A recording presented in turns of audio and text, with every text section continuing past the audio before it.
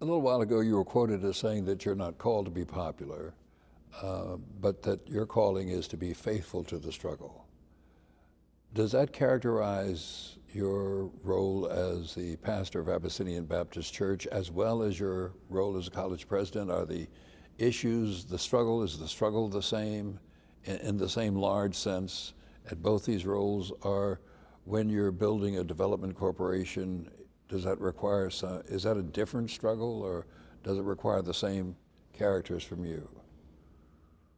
I have said that I'm not called to be popular, I'm not called to be successful, I'm not even called, but I am called to be faithful. Faithful, that's right. And that faithfulness is seen in my calling to whatever task my hands have been assigned. And I don't separate the pastorate from the college presidency, except, you know, in those practical senses. The Apostle Paul says, hey, you guys are getting ready to arrest me. I'm a Roman citizen. I appeal to Caesar. I'm not, you know, I'm not trying to impose my faith on the college. But I hope that my position as a minister, my own moral position as a human being, has some influence. Both the college presidency and the pastorate are callings. And the struggle for me is to provide, all right, here we go, the kind of leadership that helps people to move forward. So if I'm if I'm working on building housing for working families, that empowers the working family. That provides them with some of the life, some of the pursuit of happiness. And on here, if I am trying to get Julian Bond to become a faculty member at the State University of New York, because I think that he imparts wisdom and experience and intellectual acuity to the students, it's the same thing. I'm helping those young men and women grow by exposing them to the best. If I'm building dormitories, particularly at a public college, I'm empowering poor people who can't afford to pay $20,000 a semester for tuition.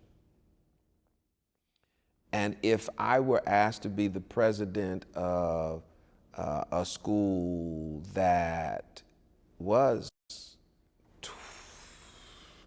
40, you know, very expensive, I might have second thoughts. Because one of the interesting and compelling things about the public university is that it is accessible, that the people I'm called to serve can get there.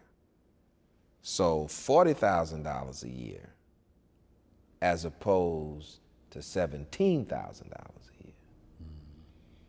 So I'm called to be faithful to that. Now, my name may never go in lights. We built 5 new dormitories. We brought graduate programs. We've got, you know, in State University on Long Island. And, you know, you may not get a whole lot of accolades for it, but so I'm called to be faithful to that task. But I'm also called to be faithful to a larger struggle, and that is the struggle of African people. I'm not against anybody else, but there's a collective unconscious that continues to speak to me.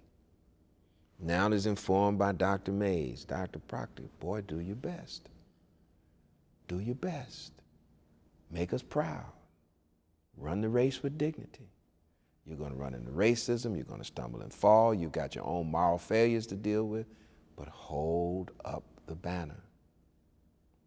Don't let us down. My mother and father still living. I can't let them down. And that's what informs, that drives me. I'm not supposed to, you know, sit down servant. I can't sit down. You know, I hear those, you know, sometimes I feel discouraged. Dr. King, think my work's in vain, but then the Holy Spirit revives my soul again. That's who I am. I can't help it. I don't know what it is. I can't help it. And I'm embarrassed when I make a mistake, when I say something that's out of line. you know. But I try to correct it and get back on track.